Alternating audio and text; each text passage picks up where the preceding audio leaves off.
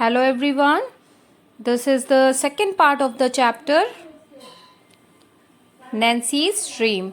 Okay, and in last class of English you all have read till here, so today we will start from the next line. Okay, so let's start. It was 5 o'clock. It was time for the party. और 5 बज चुके थे और 5 बजे party का time था. Nancy's eyes filled with tears again. और जो नैन्सी की आंखें थी वो फिर से एक बार आंसुओं से भर चुकी थी. She understood that her birthday is spoiled because she was late. वो ये समझ चुकी थी कि उसका बर्थडे स्पॉइल्ड मीन्स खराब होने वाला है क्योंकि वो लेट थी, उसको देर हो चुकी थी.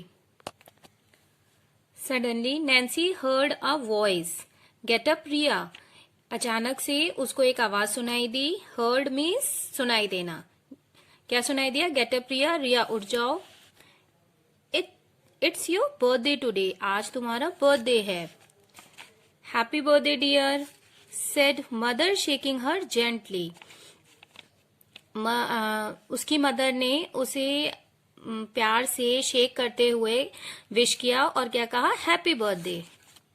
रिया ओपन हर आईज. रिया ने अपनी आंख खोली. She sat up quickly. और वो बहुत जल्दी से उठ के बैठ गई. She asked her mother, am I late again? उसने अपनी मम्मा से पूछा, क्या मैं फिर से लेट हो गई हूँ? Mother replied. मदर ने नैन्सी से कहा, no my dear, you are not. नहीं, तुम लेट नहीं हुई हो. Get ready now. और जल्दी से रेडी हो जाओ. Nancy reached her school on time. और नैन्सी अपनी बर्थडे वाले दिन अपने स्कूल टाइम से पहुंची. ऑन टाइम मीन्स सही टाइम से पहुंची. Her red silk dress was ready in the evening. और उसकी जो रेड सिल्क की ड्रेस थी जो उसकी ग्रैंड मदर ने उसको गिफ्ट किया था वो इवनिंग तक रेडी हो गई थी. The party room was decorated beautifully. और जिस रूम में उसे पार्टी सेलिब्रेट करनी थी वो भी बहुत ब्यूटीफुली डेकोरेट हो चुका था, सजाया जा चुका था. Father came home early with the Barbie doll birthday cake. उसके नैन्सी के फादर घर जल्दी आ गए और उसकी बर्थडे का केक जो कि बार्बी डॉल के शेप का बनना था, उस बार्बी डॉल के केक को वो घर लेकर के जल्दी आ गए.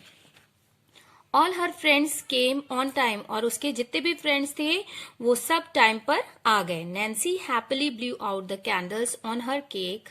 नैन्सी ने उसके केक पर जो कैंडल्स लगी थी वो बहुत खुशी खुशी उनको ब्लू आउट किया, मतलब फूका. Everyone clapped their hands and sang. और सबने ही कैंडल्स फूकने के बाद क्लैपिंग किया और बर्थडे सॉन्ग सिंग किया.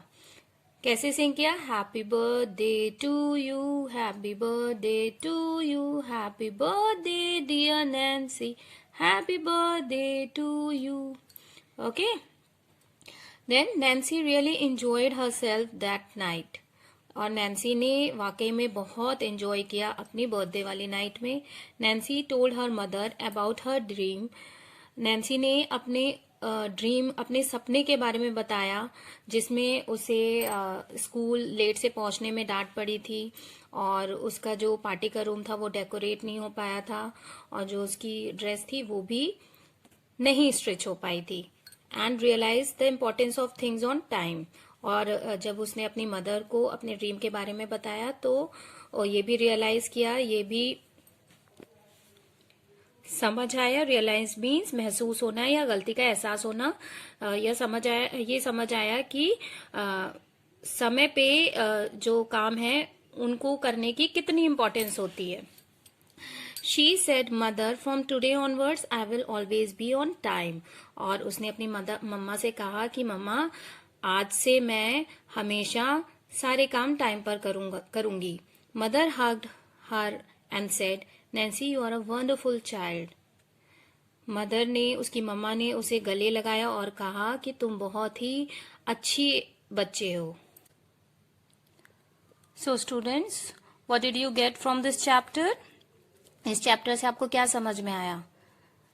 Students, this chapter made us learn that we should always be punctual and do our own work on time. Okay? कि हमें हमेशा पंक्चुअल रहना चाहिए और सारे काम टाइम पे करने चाहिए। ओके।